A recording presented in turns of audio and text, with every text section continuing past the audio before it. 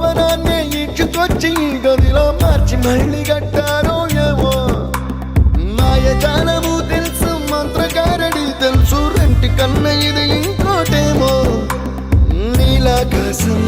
నేలాకొస్తే ఇట్టాగే ఉంటాదో ఏమో ఈ సంతోషం దాచాలంటే